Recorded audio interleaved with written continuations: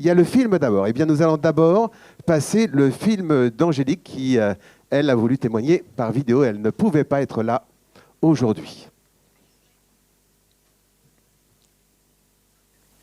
Donc, je vais vous parler un petit peu plus de tout le côté bien-être, bol tibétain et fascia aux écuries.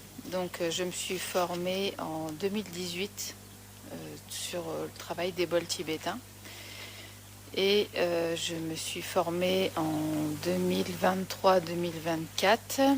J'ai fait 1 an et demi de formation sur la fasciathérapie. Donc dans les deux cas, je me suis formée en humain et j'ai reporté systématiquement tout ce que j'apprenais sur le cheval. En 2018, c'est parce qu'il y avait des adultes qui avaient trop de problèmes personnels et qui les transmettaient à leurs chevaux.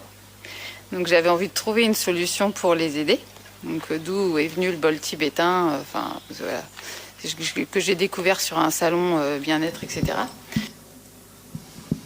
Alors pour compléter un petit peu le propos d'Angélique, qui malheureusement effectivement pouvait pas être avec nous aujourd'hui, elle a une structure qui fait club classique et à côté qui développe des offres vraiment axées autour du bien-être. Donc là, elle avait choisi pour sa vidéo de nous parler un petit peu des bols tibétains.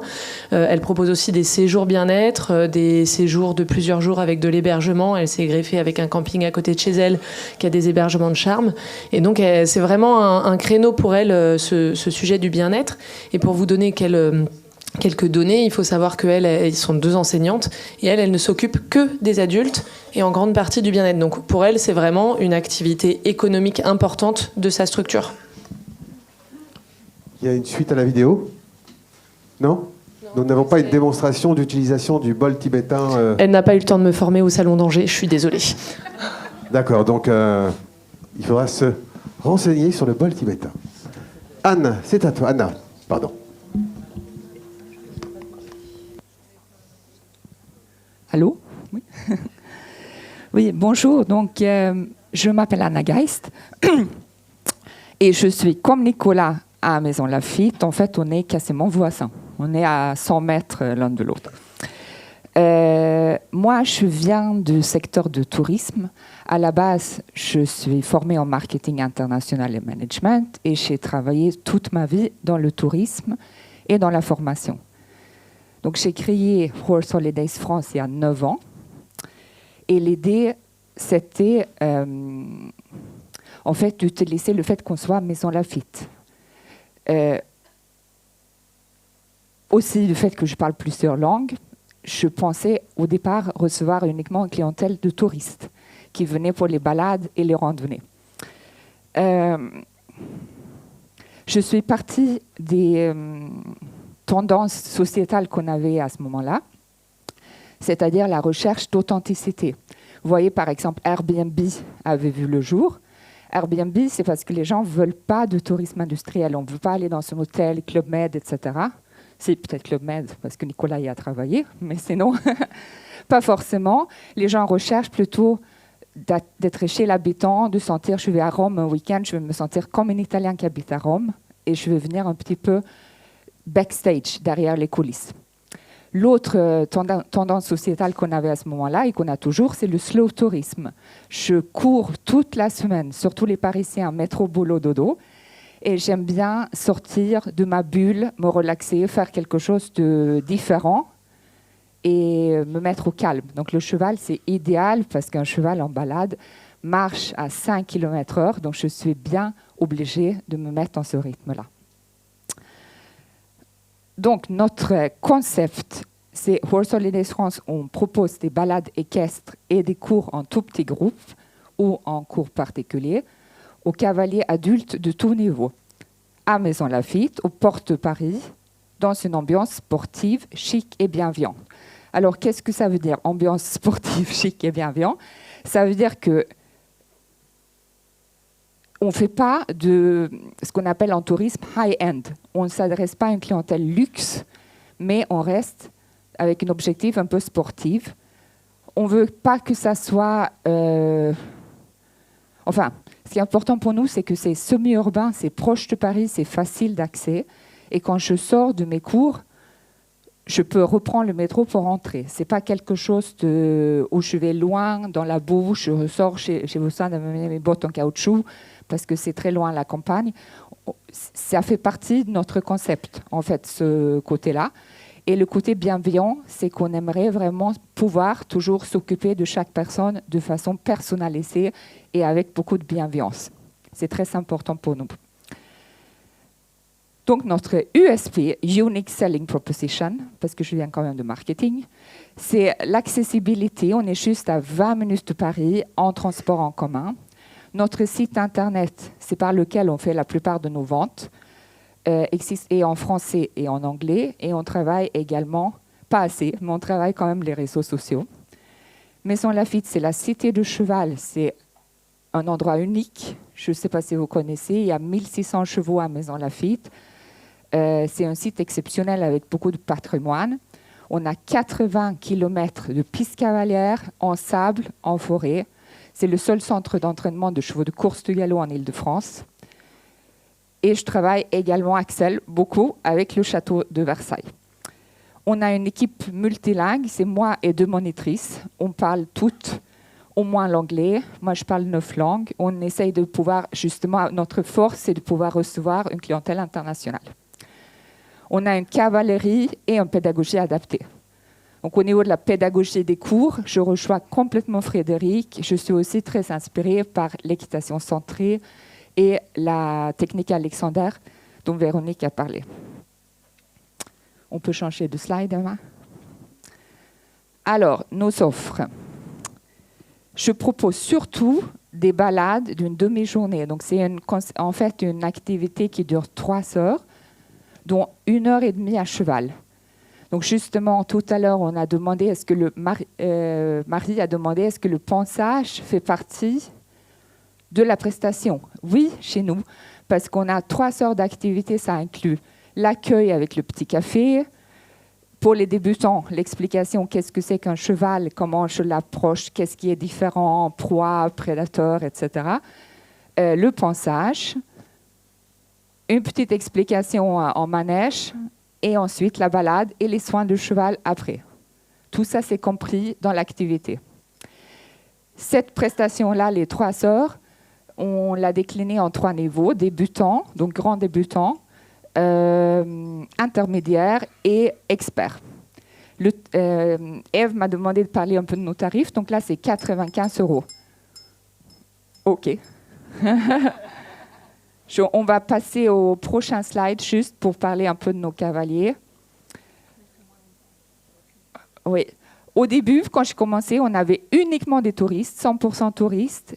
Ensuite, on est allé 50-50 et aujourd'hui, on a 65% de cavaliers réguliers et 35% de touristes. Et juste le dernier slide. Emma, si on peut changer. Voilà, nos clients, donc ça peut être des abandonnistes, des anciens cavaliers qui reviennent vers nous parce qu'ils se sont fait peur souvent, ils veulent reprendre l'équitation mais ils ont beaucoup d'appréhension, des adultes débutants, des touristes, des expatriés qui veulent des cours en anglais par exemple. On travaille également beaucoup avec des hôtels, des plateformes, des agences de voyage et bien sûr des entreprises. Ensuite, je vous ai mis les empty nesters, donc ça c'est des clients, des familles ou des couples où les enfants sont partis de la maison, donc ils sont sans enfants. Et les DINKs, ça veut dire Double Income No Kids. Donc c'est des gens qui n'ont pas d'enfants à la maison, qui n'ont pas d'enfants et qui ont beaucoup de temps et un budget assez conséquent. Donc ça, c'est les clientèles qui nous intéressent le plus. Merci. Merci. Alors j'avais effectivement oublié de préciser, c'est 5 minutes. C'est Lucille qui continue? Non, c'est Olivia. Olivia. Alors, donc, bonjour à tous. Donc, moi, c'est Olivia. Donc, je suis enseignante sur les écuries Terre Alzane. On est situé entre Nantes et Vannes. Et c'est des écuries qui sont assez récentes. Ça fait 5 ans qu'on est ouvert. Et donc, nous, notre credo, il est marqué sur notre logo, c'est vous faire adorer l'équitation western. Donc pourquoi on en est arrivé là? En tout cas pour mettre dans le contexte, moi ça fait 17 ans que j'enseigne l'équitation western et les 10 premières années pour moi ça a été beaucoup d'entraînement. J'étais compétitrice en reining, je suis toujours mais à moins haute intensité. J'ai travaillé aux États-Unis, j'ai travaillé en France et il est arrivé un moment donné où moi il y a beaucoup de choses qui sont remises en question sur la compétition, le bien-être du cheval, etc. Et donc un petit peu ce désir de retrouver les sources de l'équitation western qui étaient, bon bah voilà, c'est des grands espaces, c'est des chevaux qui vivent dehors, c'est des chevaux qui sont capables de faire maintenant autre chose que du box-manège, notamment donc pour la discipline du reining. Donc voilà, toute cette réflexion a sorti en fait les terres alsanes. Donc on a créé une écurie active déjà sur lesquelles on a nos chevaux d'école et les chevaux de clients puisqu'on propose également de la pension. Mais surtout, ce qu'il a fallu faire, c'est qu'on est arrivé dans une région où l'équitation western n'existait pas. Donc, il a fallu en fait se créer une clientèle. C'est-à-dire qu'aujourd'hui, sur tous les clients qu'on a, je pense qu'il y en a juste 3 qui pratiquaient l'équitation western dès l'ouverture des écuries. Donc il a fallu partir de zéro, et pour partir de zéro, il faut séduire les gens, il faut leur proposer des offres sur lesquelles, on l'a dit, ils vont vivre une vraie expérience de qualité dans un beau lieu avec des enseignants. Voilà, on est une petite équipe, mais une bonne équipe pédagogique, des chevaux bien dans leur tête, donc principalement bien dans leur tête, bien dressés. Donc nous, forcément, on travaille principalement avec des quarter horse. Et donc ça, on pourra en parler un petit peu après si vous désirez. Et donc par rapport aux prestations qu'on a mis en place, donc 2 choses, je ne vais pas revenir dessus, mais on a choisi une discipline transverse, donc comme je vous l'ai expliqué hier, qui est le mountain trail, qui nous permet d'attirer vraiment une clientèle assez variée qui peut avoir envie de se lancer dans l'équitation western ou alors tout simplement de venir avec son sel français pratiquer sur le parc là, comme on le voit sur les photos. Donc ça c'est chez nous et donc on va dire ce pilier principal donc, qui est le mountain trail et à côté l'équitation western. Et donc pour l'équitation western, ce qu'on propose, bien évidemment, il y a des cours hebdomadaires. J'ai des clients réguliers. Alors j'ai également d'autres publics, des enfants, des ados, mais donc là on se concentre sur le public adulte. Et donc il y a donc ces offres régulières, de cours réguliers d'équitation western sur plusieurs disciplines, mais également des offres un petit peu plus différentes de découverte. Donc on a par exemple la journée découverte. Donc sur une journée, on propose aux clients, ils sont complètement pris en charge, un petit groupe, 5 cavaliers. Et donc le matin, on fait essentiellement initiation à l'équitation western, donc en manège. Les gens découvrent les aides, découvrent les chevaux. Et l'après-midi se divise en 2 parties. Donc une partie mountain trail est suivie d'une partie initiation au cattle drive, donc qui est le déplacement, le convoyage de troupeaux. Donc c'est, on va dire, juste pour la petite parenthèse, au niveau du bétail et puis même de l'équitation western, il y a énormément de disciplines. Le bétail, moi j'ai choisi de faire simplement du cattle drive, ce qui est contrôler la vache à cheval d'un point A à un point B, au pas, voire avec un petit peu trop. C'est que juste le temps de poser les choses et puis de comprendre comment se positionner avec le cheval et quel impact on va avoir sur un troupeau ou une vache. Et donc cette offre, elle a plu. Et en fait, depuis très peu de temps, on l'a développée sur un week-end complet, enfin même sur 3 jours. Donc on va avoir un repas d'accueil le vendredi midi, suivi d'une balade pour se mettre en route de 2 heures. Le lendemain, les cavaliers, donc ils sont hébergés, je précise, hébergés, nourris. Le lendemain, on fait une demi-journée éthologie, une demi-journée équitation western, et le surlendemain, une demi-journée mountain trail et une demi-journée bétail. Et donc là, les gens, il y a un vrai succès, en tout cas, un vrai succès pour l'instant. Les dates augmentent d'année en année, mais l'année dernière, on a fait 4 fois, donc on appelle ça le week-end chez les cowgirls, tout simplement parce qu'on a une équipe essentiellement féminine. C'est pas par choix, mais elle s'est faite comme ça, cette équipe. Donc voilà, c'est le petit concept. Et juste pour redonner quelques chiffres, par exemple, la journée découverte, donc c'est des gens qui viennent même des fois de loin. On en a organisé 13 l'année dernière. Elles étaient toutes complètes. Et c'est le genre de journée qu'on va vendre à 140 € avec le repas. Et donc pour 5 cavaliers. Parfait, mais pile. Je m'inscris. Ok, Lucille. j'ai jamais parlé dans un micro, je sais pas comment on fait. Du coup, moi, je vais vous présenter. Alors, moi, je suis loin de Maison Lafitte. Je suis au sud-sud de la France, dans l'Aude, au milieu du pays Qatar. Et j'ai repris l'exploitation de ma mère, qui faisait que du tourisme équestre, et en l'occurrence, qui a créé ce concept de randonnée liberté il y a plus de 20 ans. Donc, c'est innovant, mais pas que. Alors, nous, pour le coup, on fonctionne avec une clientèle adulte, mais principalement étrangère, parce que le produit est vendu que par des agences de voyage, et on ne s'est pas posé la question de fonctionner avec des agences françaises. Il y a une double activité, moi, club, concours complet, et donc je gère les deux en parallèle. Voilà. Donc le principe, c'est qu'on accueille les clients sur une première journée de randonnée où on va pouvoir les observer, voir comment ils se comportent avec les chevaux, voir si on a envie de leur confier notre cavalerie quand même pendant 5 jours derrière, leur expliquer notre fonctionnement, notre matériel, comment on les attache au pique-nique, comment on les nourrit, etc.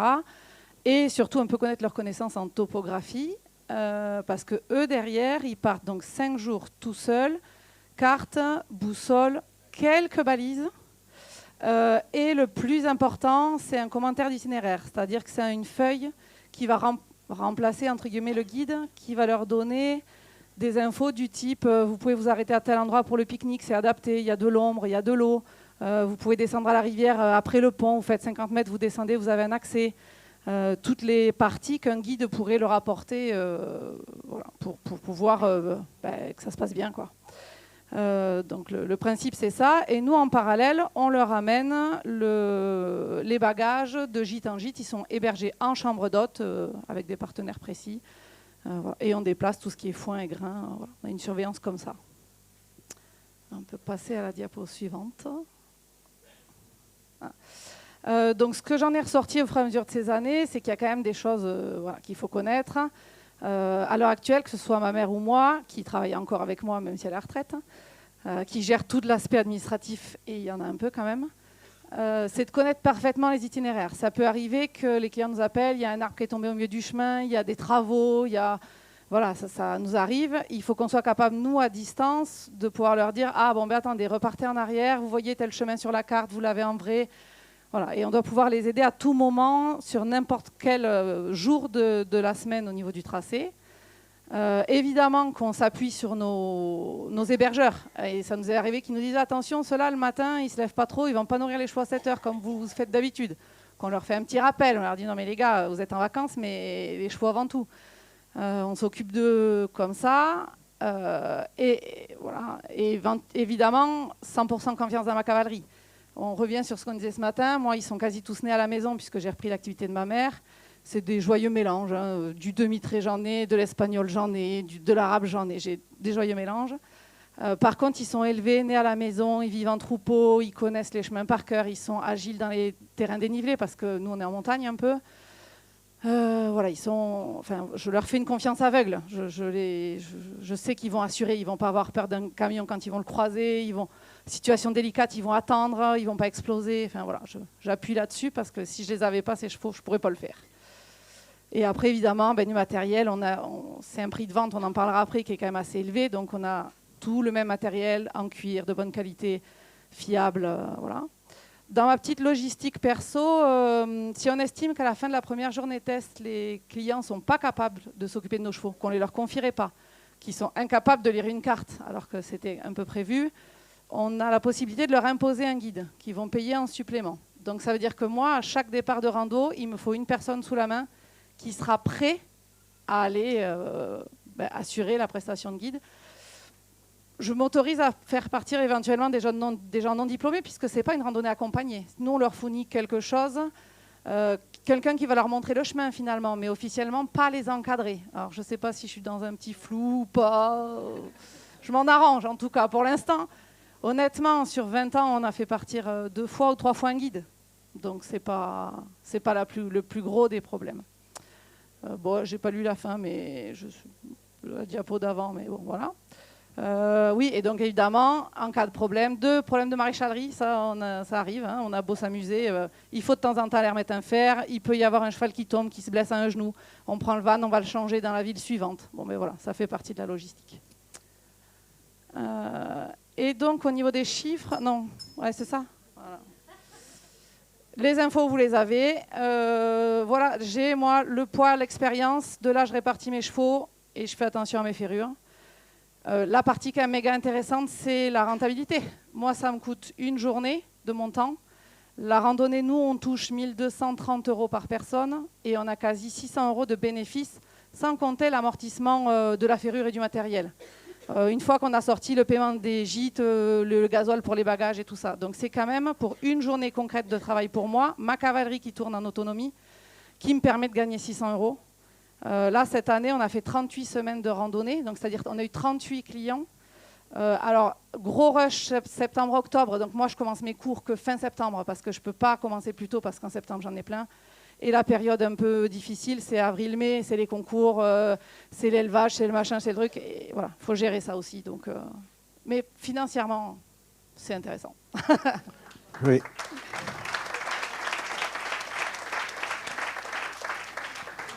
Valérie, 5 minutes. Bonjour à tous. Donc, moi, je vais vous faire part de mon expérience, puisque j'avais avant un centre équestre en Normandie, qui était plutôt un centre équestre classique, qui faisait poney club, écurie de propriétaires et du tourisme équestre. Et là, je viens donc de déménager, donc de rouvrir une structure sur un site qui n'était pas un site d'équitation, et avec l'idée de faire plutôt de l'équitation pour les adultes, et tourner évidemment vers l'équitation de pleine nature et le tourisme équestre.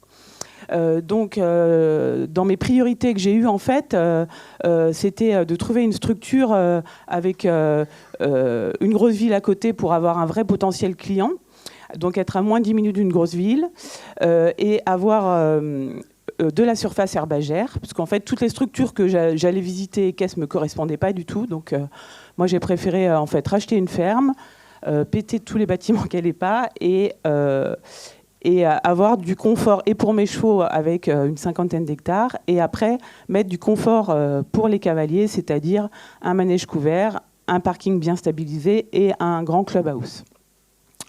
Alors là, c'était un vrai test puisqu'on a démarré au mois de septembre. Il a fallu faire notre publicité, donc c'était complètement différent de ce que je connaissais avant, puisqu'avant j'étais en Normandie, mais dans la campagne profonde, on va dire. Et là, j'étais près d'une grosse ville, donc on a surtout fait du marketing avec un film publicitaire qui a été diffusé sur des panneaux dans la ville, en fait. Moi, je suis en Vendée, à côté de La Roche-sur-Yon. Et cette publicité qui durait 10 secondes, sur tous les réseaux sociaux, plutôt orientés adultes, donc Facebook et puis tout ce qui va avec. Ensuite, l'idée aussi, c'était de se vendre en tant qu'écurie où on met en avant le bien-être animal, le bien-être humain et notre expertise. Alors, donc moi, mon expertise en tant que cavalière de trek, avec aussi un peu d'équitation de travail. Et dès le début de mon installation, j'ai aussi eu la chance d'avoir une jeune cavalière de dressage qui a tourné sur du niveau Saint-Georges, qui était en Espagne avant, et qui aussi, elle, du coup, est arrivée sur la structure avec son expertise en dressage. Et donc, on peut passer à la slide suivante. Et donc, du coup, la demande des gens, parce qu'on ne connaissait pas du tout la demande qu'on allait avoir, s'est très vite développée, avec donc une clientèle qui venait vraiment pour plutôt des cours en petit effectif, personnalisés, c'est-à-dire des cours particuliers, des cours à deux et surtout avec des cours à thème. Donc, ils viennent vraiment pour une expertise sur du trek, l'équitation de travail, du dressage, du tourisme équestre aussi, avec de la promenade, de la rando. Nous, en Vendée, il y a beaucoup de rallyes. Tous les week-ends, il y a des rallyes où il y a quand même une centaine de cavaliers et 20-25 attelages. Donc, aussi l'envie de participer à ces rallyes. Et c'est assez intéressant aussi parce que j'avais décidé de ramener qu'une partie de ma cavalerie de club et plutôt donc les chevaux et une grande partie de chevaux capables d'être pris en DP, c'est-à-dire pas des chevaux grégaires, donc capables aussi de partir tout seuls en promenade. Et donc ça, mon objectif que je m'étais un peu fixé sur, on va dire, une petite année, finalement en 3 mois, j'ai rempli toutes mes pensions, donc 25 chevaux en pension. J'ai 7 ou 8 chevaux qui sont pris en DP. Et j'ai que des adultes. J'ai un cours d'enfants, parce on m'a un peu forcé la main, mes voisins, en me disant si, on veut que les enfants viennent monter avec toi. Donc voilà, donc je pense qu'il y a vraiment une demande. Par contre, ça demande vraiment de la souplesse, parce qu'il faut s'adapter tout le temps aux demandes des gens, qui sont quand même plutôt très variées en fait. Et puis j'ai aussi 20% de mes cavaliers réguliers, c'est-à-dire qui viennent monter une fois par semaine avec moi, qui viennent avec leurs chevaux. Voilà. Et aussi, la particularité, c'est que je n'ai pas voulu mettre de cours réguliers le samedi. Donc j'ai plutôt que des cours toute la semaine et le soir. Et 2 week-ends par mois, on propose des stages à thème, qui sont soit nos thèmes à nous qu'on connaît bien avec nos expertises, donc du trek, du dressage, l'équitation de travail, soit aussi on fait intervenir des intervenants extérieurs sur des thèmes précis, et on remplit à chaque fois nos week-ends de stage, quoi. Ça veut dire aussi, puisqu'on parle du bien-être des chevaux et des cavaliers aussi, qu'il faut s'adapter pour pouvoir accueillir les chevaux et les cavaliers qui viennent sur 1 ou 2 journées et qui veulent des box et des paddocks. Voilà. Merci beaucoup. On va passer à une séquence de questions-réponses. Question, vous la posez, soit à l'ensemble de nos intervenants, soit à quelqu'un en particulier. C'est une main levée, donc nous commençons par ce côté-là. Question à qui ? Alors, à Terre Alzane et à, j'ai oublié le nom de votre écurie, la dernière intervention. Bref, excusez-moi. Valérie. Comment vous avez communiqué pour remplir, parce que j'ai bien compris que c'était rempli, vos journées et vos week-ends one-shot, voilà. Comment vous communiquez pour les vendre et les avoir complets? Donc là, moi, on va développer ça, et aujourd'hui... Mon expérience, elle est courte, hein, du coup, ce que je fais... Voilà, bah, tant mieux, justement, ça va être très 3 mois, en fait, c'est que les réseaux sociaux. Et après, on travaille beaucoup sur nos réseaux sociaux, sur notre page Facebook, et surtout sur tous les autres groupes qui existent, qui sont liés au cheval. Donc, Cavalier de Vendée, Cavalier de Pays de la Loire, Cavalier de Trek, et on fonctionne qu'avec ça, en fait. Ouais, on partage avec eux, et voilà. Et plus après, du coup, avec nos nouveaux cavaliers en interne. Mais moi, j'en ai un petit peu, mais je démarre, quoi. Moi, j'aurais quelque chose à ajouter. Et donc, je peux ajouter aussi également, donc, nous, 2 choses. La première, c'était, on l'a remarqué, c'était, vous l'avez peut-être vu sur les photos, mais c'était l'importance de la qualité de marketing. Donc, on travaille avec un photographe qui vient régulièrement shooter aux écuries pour vraiment rendre des belles images qui fassent justement un petit peu se projeter les cavaliers. Et autre chose, pas banale, c'est que du coup, on a été approché par 2 agences de voyage équestre, donc Cheval d'Aventure et Decathlon Travel. Et du coup, voilà. Alors, certes, ils prennent un pourcentage sur la vente du produit, mais du coup, ça nous fait une grosse ouverture française, voire internationale. Alors, pas encore, mais on serait capable d'accueillir des gens à l'international. Mais en tout cas, voilà, ces agences de voyage nous ont beaucoup aidés sur les week-ends. Et après, je voulais juste rajouter, sur les réseaux sociaux, toutes les publications qu'on fait, c'est pareil, on prend des belles images. On a aussi une photographe qui nous fait des photos. Et on fait vraiment attention à ce qu'on marque, comment on formule les choses. Voilà. Question. Ici. Et après, monsieur. Bonjour, merci. Moi, j'ai une question pour Lucille Chivot. Au niveau des assurances, comment vous faites? Parce que, du coup, vos groupes sont en autonomie. Ouais, alors... J'avoue que les contrats ont été établis avec c'est vraiment l'agence de voyage qui gère tout ça. C'est-à-dire que nous, on a très très peu de cavaliers en direct, et c'est pour ça qu'on ne développe pas non plus. Le contrat, il est passé avec les agences. C'est eux qui ont des assurances finalement de leur côté, et nous, on est finalement loueurs d'équidés à ce niveau-là. Après, on a un peu de chance. En termes d'accident humain, on a eu un doigt cassé. Bon, ben voilà, le monsieur, il a mis un strap et il est rentré chez lui, puis il n'y a pas eu de souci. Voilà, on n'a jamais eu des gros pépins qui nous ont amené à avoir des gros problèmes. Un bobo d'un cheval, guide ou pas guide, ça n'aurait pas changé grand-chose. Nous, c'est vrai qu'on a tout remis sur le fait qu'on est prestataire d'une agence du voyage qui vend un produit fini. Voilà. Et après, c'est ce que je disais, le flou du guide du premier jour ou du guide rajouté. Je joue le jeu du fait qu'on ne vend pas un accompagnement et un encadrement. Monsieur, juste devant, avec... Oui, bonjour. J'avais une question, moi. C'est une question. Est-ce que les adultes que vous accueillez... À qui? Comment? À qui? Ah oui, en fait, aux 2 personnes qui ont une activité mountain trail et randonnée, un peu d'autonomie, quand ils arrivent chez vous, ils n'ont pas le souci du casque ou de la bombe, parce que je les vois avec les chapeaux. Et au niveau réglementaire, au niveau sécurité, je ne sais pas si vous avez des questions là-dessus quand ils arrivent. Alors, moi, pour mon côté, c'est vrai que quand ils arrivent des États-Unis, il y en a plein qui n'ont pas de casque. Alors, j'en ai qui ont des casques, j'en ai qui n'en ont pas. Nous, on ne leur impose pas. Voilà. Alors, est-ce qu'on revient sur cette histoire d'assurance, du coup? Pour l'instant, un doigt cassé. Exactement. Pas de fracture du crâne. Mais ouais, nous, on leur impose rien. Voilà. Alors, la compétence n'évite pas l'accident. 95% du temps, c'est des gens qui sont professionnels chez eux, qui encadrent chez eux. Alors, ils ont la notion, ils ont un casque. Des fois, c'est juste des propriétaires. Ça dépend. La question pourrait être, est-ce que vous n'avez pas une obligation de moyens? Probablement. Probablement. Mais un doigt cassé.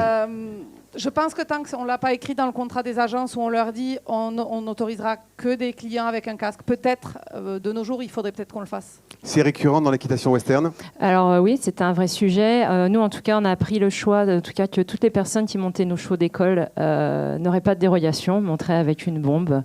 Donc sur les week-ends, les stages, les cours dans la semaine, les gens montent avec une bombe. Ceux qui montent leurs propres chevaux, on leur fait une dérogation, ils sont responsables, on va dire. Maintenant, les photos que vous voyez avec les chapeaux, de choses en compétition, en fait, le chapeau n'est pas obligatoire, mais on a envie de le mettre quand même.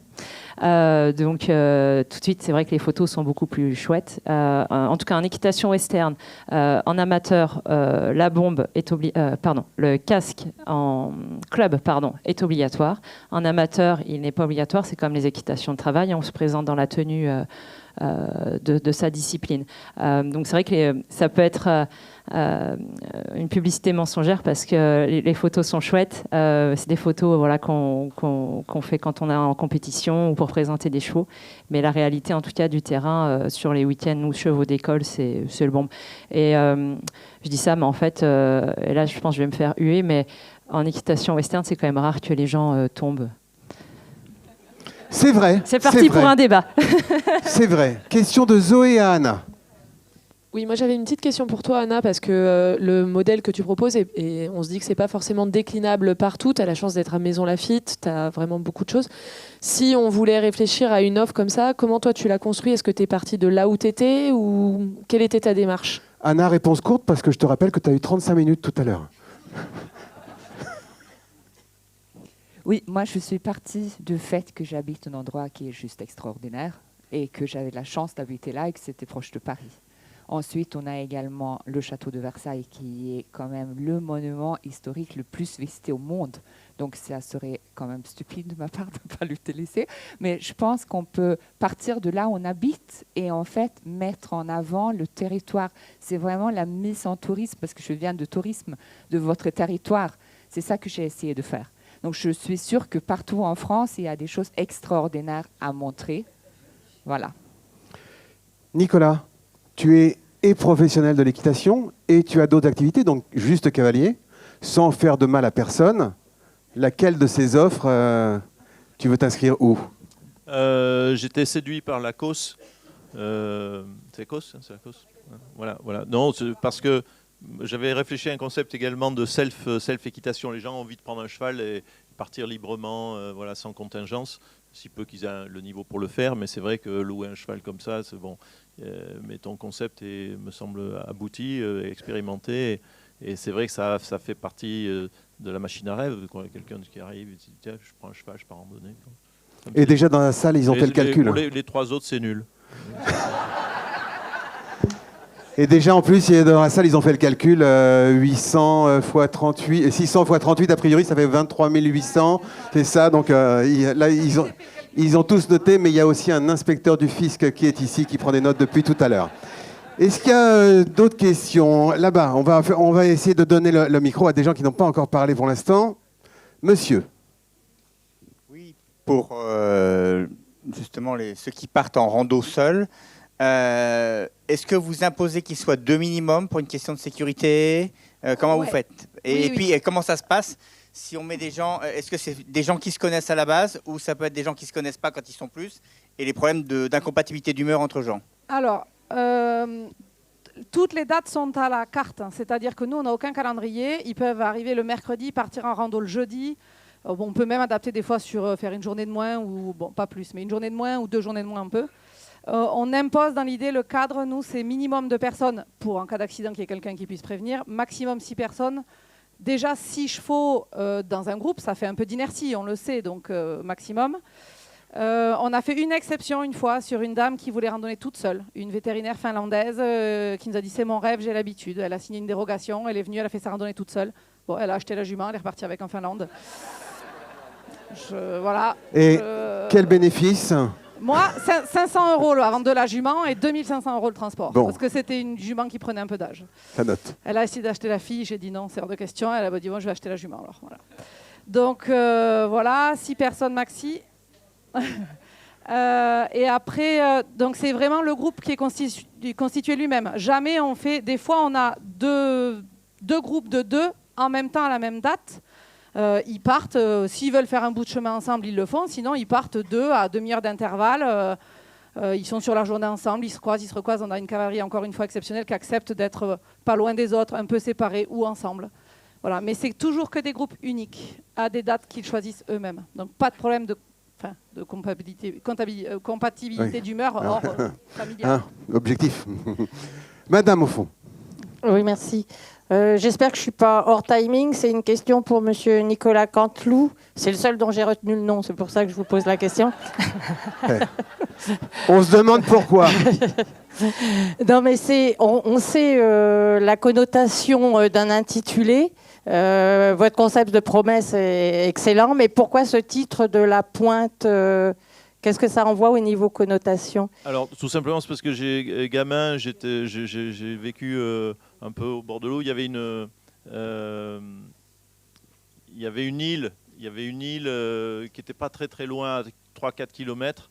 Et il y a 100 ans, il y avait des chevaux sauvages qui étaient élevés en liberté. Et il y avait une pointe qui se rapprochait de la terre de l'île. Et quand il y avait marée basse, les chevaux allaient paître sur cette île parce que l'eau était très iodée. Et ils revenaient. Et cette image, je trouve c'est une vraie histoire. Donc, non. Et je trouvais que l'image était belle, mais la preuve, vous êtes ébahis. Et ça sonnait, on va à la pointe aux chevaux. Voilà, c'était connecté. Il paraît qu'il faut faire du storytelling. Ouais, moi, je ne parle pas la langue. Mais donc voilà, c'était connecté à mon histoire. Voilà, c'est tout. Incroyable. Je suis assez égocentré, donc voilà.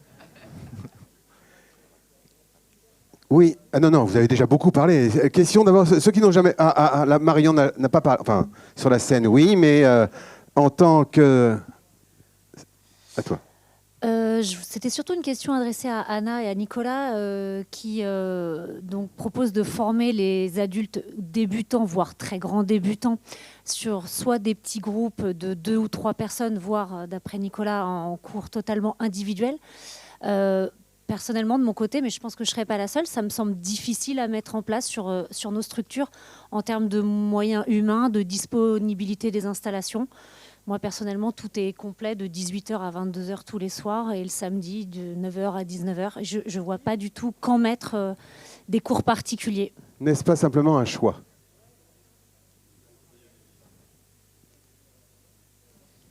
Alors moi, j'ai pris en fait, j'ai un petit centre équestre. C'est pas du tout la même structure. Moi, j'ai actuellement 6 chevaux qui m'appartiennent et 4 que je loue, plus une dizaine de chevaux de propriétaires dans mon écurie. Donc, vous voyez, c'est toute petite écurie par rapport à certains d'entre vous. Donc, en fait, on est parti de ce constat de faire maximum 3 élèves par cours. Et j'ai également des gens en cours particulier. Et du coup, nos tarifs pour un mois, 4 cours. Donc, c'est 4 cours. Certains mois, il y a 5 samedis, par exemple. Donc, je vais avoir un samedi où il ne vient pas. Il paye 4 cours par mois. C'est 260 €. Un cours particulier, c'est 95 €. Alors, pour répondre à ta question, c'est pertinent. Effectivement, si c'est une structure qui fait beaucoup d'activités, c'est compliqué. Moi, l'idée, c'est... s'il vous plaît, un peu d'attention. L'idée, c'est une idée de niche, c'est-à-dire c'est une auto-école pour chevaux. C'est-à-dire que, grosso modo, on fait que ça. Et au niveau du personnel, pour l'avoir libre, en fait, il faut tout simplement avoir des indépendants, des moniteurs que tu as identifiés. À Maison Lafitte, il y a beaucoup de moniteurs dont tu identifies ceux qui ont un peu d'expérience, tu les labellises entre guillemets, et donc c'est des indépendants. Donc tu ne vas pas être surchargé au niveau de ton personnel, puisque c'est des indépendants qui vont venir à la carte. Ton cheval est là, ta cavalerie est là, et il n'y a pas besoin pour un cheval. En plus, tu peux lancer ça sans avoir énormément de chevaux. Tu peux avoir un cheval d'école, point. Parce que il peut faire. Nous, on a beaucoup de mamans qui ne travaillent pas dans la Maison Lafitte. C'est le papa qui travaille, donc elles imposent l'enfant à l'école, et puis bon, elles vont faire un cours d'aérobic, un machin, un truc. Bon, donc apprendre à monter à cheval, pourquoi pas? C'est une cité du cheval. Donc à 10h, par exemple, il y a un cours des mamans, entre guillemets, et puis le soir, 19h, 20h, tu as le cours des adultes. Mais tu vois, un cheval, il peut faire 3 débutants dans la journée. C'est Maison Lafitte. Hein. Et si tu fais ça sur 7 jours, pour un cheval, tu peux avoir 21 débutants. Donc ça gagne presque plus que la course.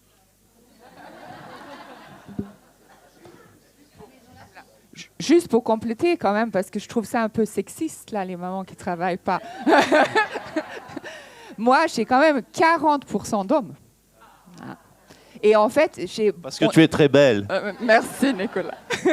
Non, mais franchement, il y a beaucoup de gens qui ont des métiers, par exemple, avocats, médecins, vous voyez, dans notre clientèle, qui peuvent gérer leur temps. Donc moi, j'ai beaucoup de cours. Je commence le matin à 8h.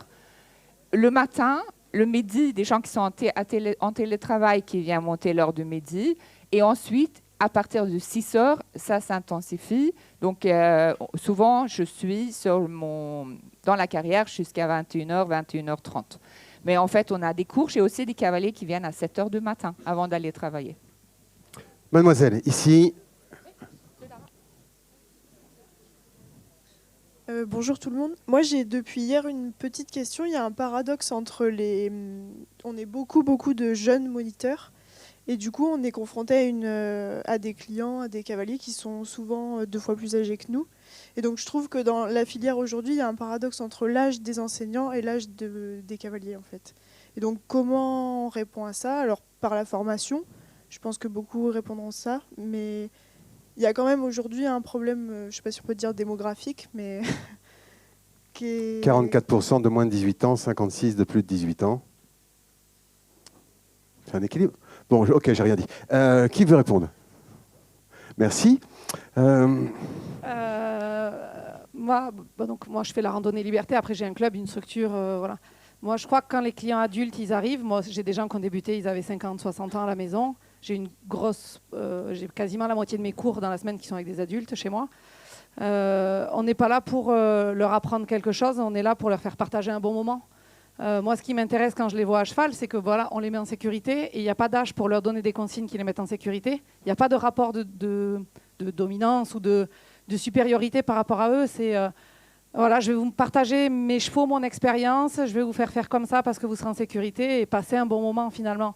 Il n'y a pas, voilà, moi je le vois comme ça dans ma clientèle adulte. La difficulté était jeune moniteur, vieux cavalier, question de confiance, question de crédibilité. Ouais, la question de sécurité, c'est-à-dire mettez-vous à tel endroit par rapport à la tête du cheval, mettez-vous dans telle position. Je veux dire, ils sont novices et ils viennent accepter de se remettre en question face à un animal. Donc vous leur apportez. Alors. En fait, on a parlé, Frédéric tout à l'heure avec Déborah, on parlait de la relation. C'est important, la relation, les gens viennent chercher une relation avec le cheval avant même de parler technique. Moi, dans mon petit pitch là, j'ai parlé de la bienveillance. Je pense que c'est ça la clé, de créer une relation, parce qu'en fait, les moniteurs, on est quoi? On est experts de la relation, c'est ce qu'on a dit hier aussi. En fait, de créer une relation avec chaque personne, et l'âge n'a pas vraiment d'importance. Et en plus, à vrai dire, je t'envie, j'aimerais plutôt être plus jeune que mes clients que le contraire. C'est vraiment excellent, c'est super. Donc, juste créer une relation personnelle avec chaque personne. Je pense que c'est ça la clé. Et ensuite, juste pour inspirer confiance, c'est en fait ton expertise, ton savoir-être et aussi d'expliquer des choses.